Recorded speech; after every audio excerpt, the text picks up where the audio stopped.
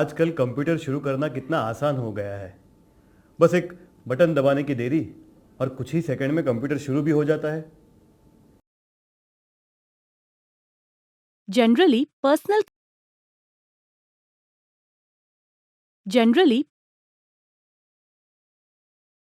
generally, personal computers are of two types: desktop computer and laptop. Let's see how does this computer looks like. This computer consists of some important parts. For example, this is the CPU. This is a monitor. This is a keyboard, and this is a mouse. The CPU is the brain of the computer. The CPU edits and saves different images, videos, and documents which we save on the computer.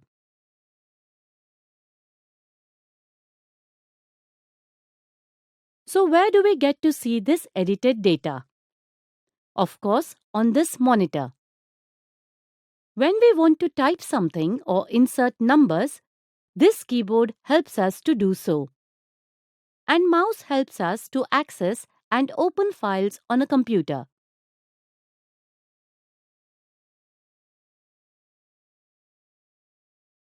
A mouse consists of 3 buttons: left click, right click, and a scroll button which is in the middle.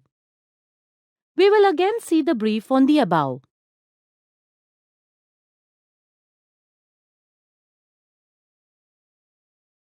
What's on the backside of a computer?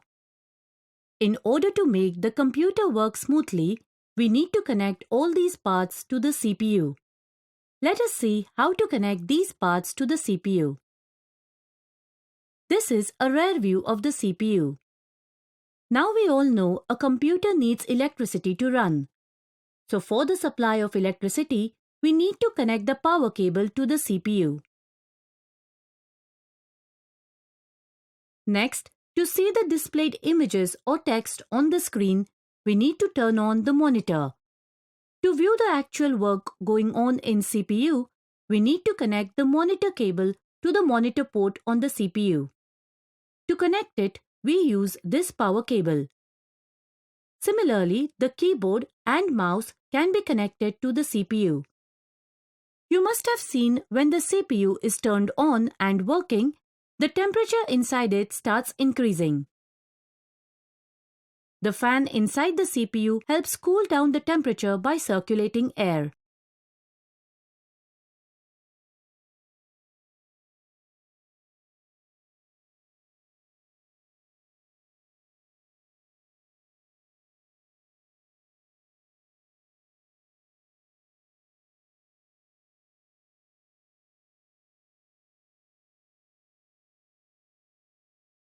Know your laptop. What is it? Why is it called laptop? Now, let us see how does a laptop look like. A laptop is like a square-shaped computer. Every laptop has a manufacturer company name on it.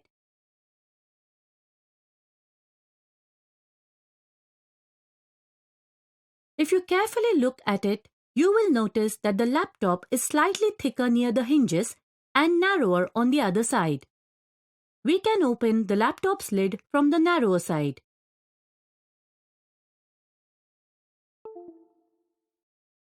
A desktop consists of monitor, CPU, keyboard, and mouse that together form a system. Similarly, a laptop has all this built-in system in one design. Now let us know why it is called a laptop. Here, lap means thigh. It is a portable and easily accessible computer that fits on the top of your lap. Hence it is called a laptop.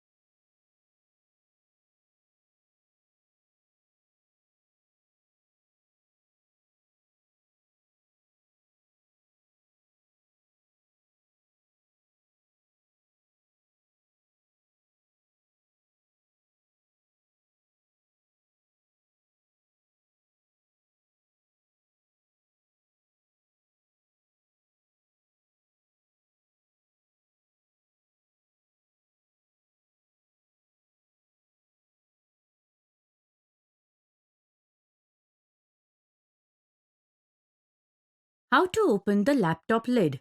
Earlier, we had seen that a laptop consists of built-in parts of a computer in this small box. You must have noticed that this laptop needs to be handled cautiously, as we are familiar that one side of the laptop has hinges, while the other side consists of a lid to open.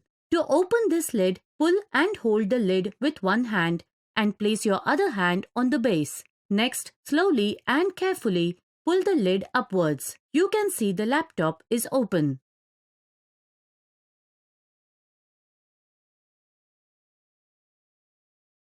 What do you see after opening the laptop lid? Now let us see various parts of the laptop. Do you know where the laptop's monitor is? Over here. It is also known as a screen. You can type the desired text using this keyboard. Instead of a mouse, you can use this touch-sensitive trackpad. It also consists of left and right-click buttons. You can use the trackpad similar to the scroll button function in the mouse. The colorful stickers that you see after opening the laptop shows the special features of the laptop. So next time when you open a laptop, do not forget to read them. On this side, you can see the laptop speakers. The laptop also has an inbuilt mic. The ports seen on both sides of the laptop are used to connect various devices to the laptop. So if you want to connect your headphones to the laptop, then here is its output and we can add input from here. The headphone is used for listening and the associated mic attached for voice commands.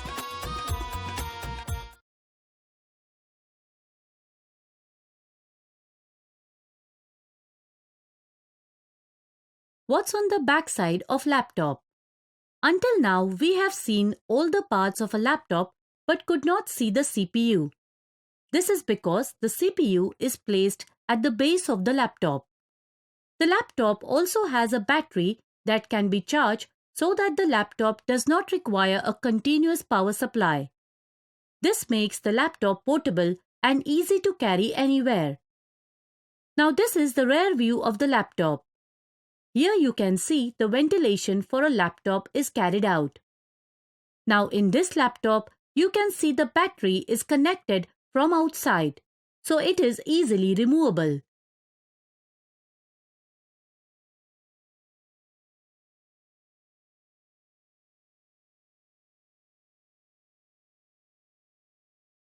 On the other hand, the battery from this laptop cannot be removed easily. We need to visit the authorized service center to get the battery removed. However, if we try and remove the battery on our own by unscrewing it, then we won't get the laptop warranty benefit provided.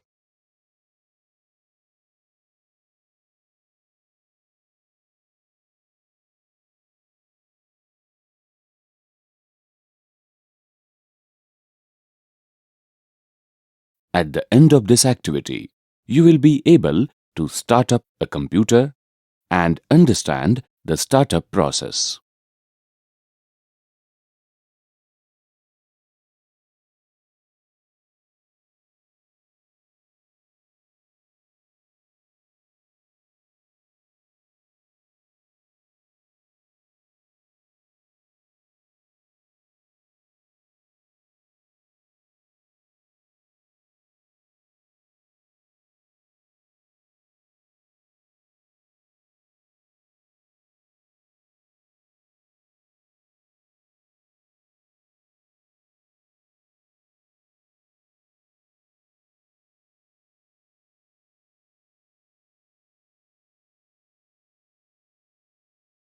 When you press your computer's power button to start up, the PC needs to get oriented. The computer reads several files and performs a series of tests to make sure all its hardware components are working properly. We shall see the startup procedure using the Windows 10 operating system.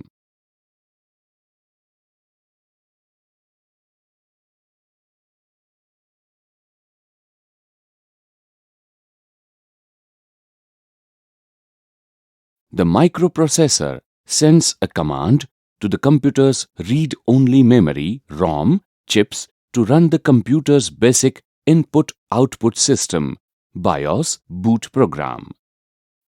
The boot program connects the hard drive, loads the operating system's core system files through the microprocessor, and loads the device driver software needed to allow communication between the operating system and the computer's hardware.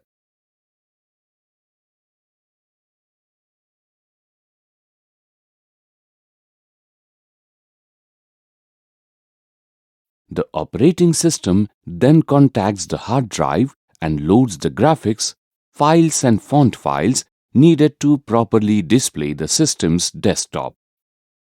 After the desktop environment has been created, Windows 10 opens the starter folder. Any programs that may have been placed in the folder are immediately accessed from the hard drive and loaded through the microprocessor into the RAM. Windows 10 is then ready for use.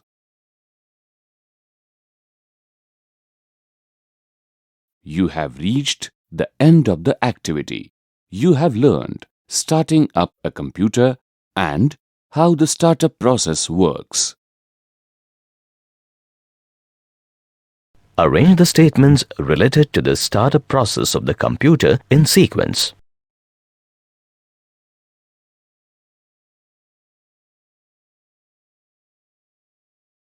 चला बघूया computer accessories बद्दल.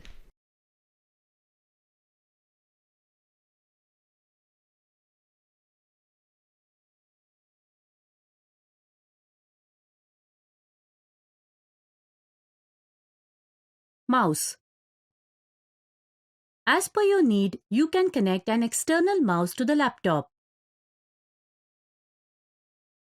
You can control the cursor from the laptop using the external mouse as well as the laptop's trackpad.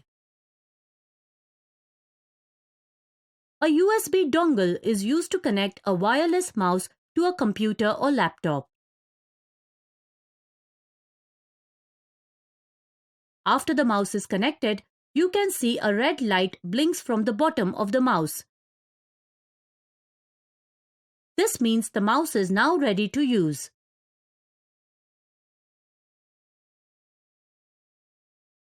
Keyboard.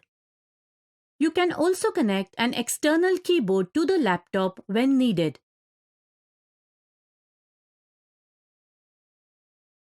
The external keyboards are bigger in size, and so are the keys, which makes it convenient to use.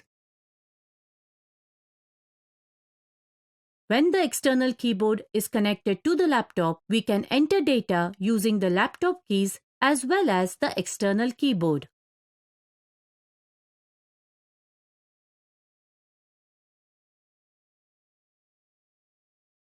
Webcam. If we need a camera while using the computer, then we need to attach a camera similar to this one.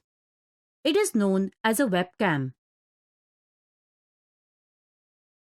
Sometimes the webcam consists of LED lights which help light up things in low light.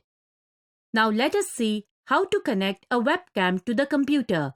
We can use the clip to hold the camera to the monitor and then connect its wire to the CPU.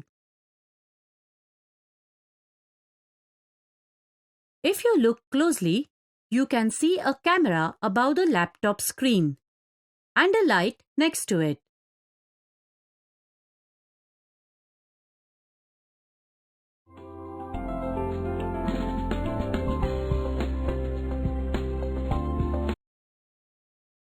Mouse and types of mouse.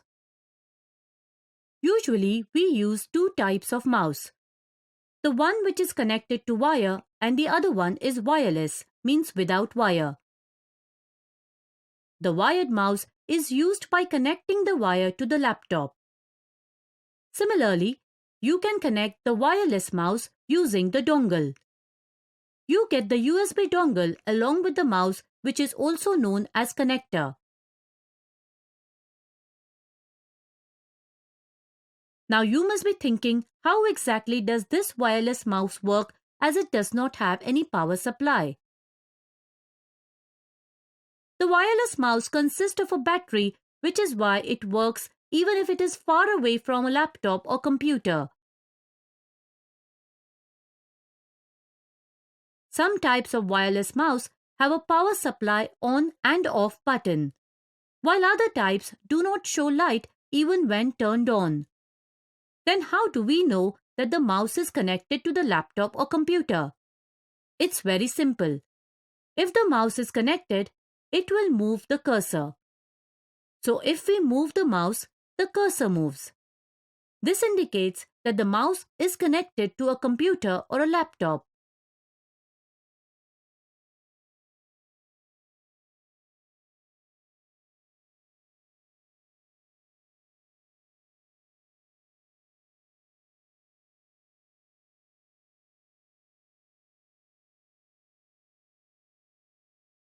At the end of this assignment, you will be able to explain what is meant by a mouse and list the different mouse pointers.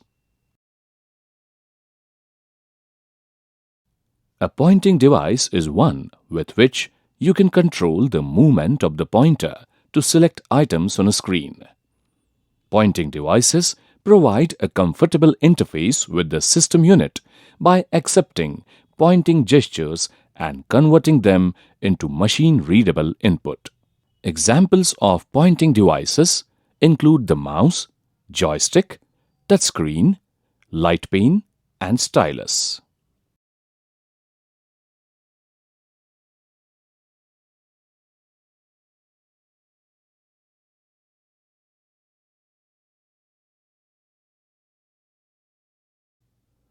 Almost every personal computer has a tool attached to it which is called a mouse. It is about the same size as a real mouse and has a wire or cable attached to the back of it. On the screen, there is a special icon known as a mouse pointer or cursor. A mouse can have one, two, or more buttons which are used to select options and to control the mouse pointer. Some mice have a wheel button that can be rotated to scroll through information displayed on the screen. The movement of the mouse is translated into signals that tell the computer how to move the on-screen pointer. The direction in which it moves controls the direction the pointer moves on the screen.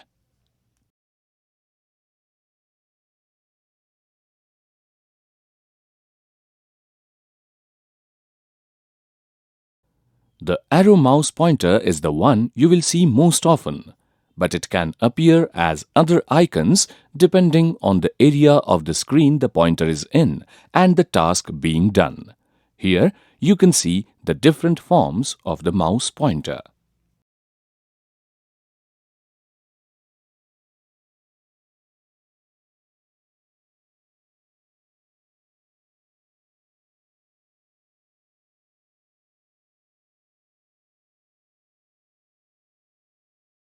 You have reached the end of the assignment. You have learned what is a mouse, the different mouse pointers.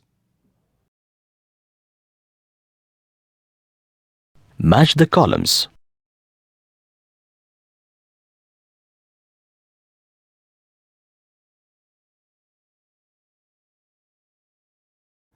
At the end of this assignment, you will be able to explain the techniques of using a mouse.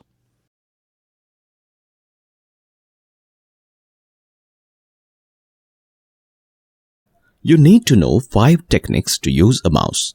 First, pointing. This means moving the mouse pointer from its current position on the screen to the object of interest on the screen. For example, pointing to a hyperlink on a web page.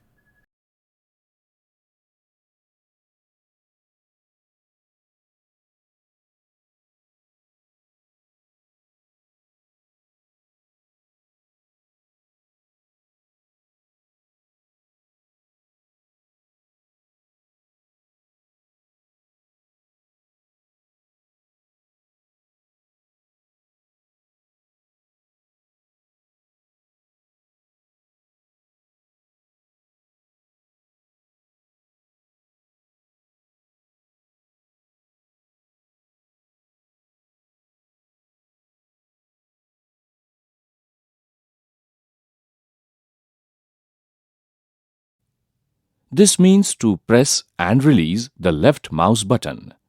Clicking indicates selection of an object. For example, when the mouse pointer is positioned on the Start and you click on it, resulting the opening of Start menu. 3. Double clicking. This means clicking the left button of the mouse fast twice in succession. For example, if you want to open a Word document that is available on the desktop, you point the mouse pointer on it and double click to open it.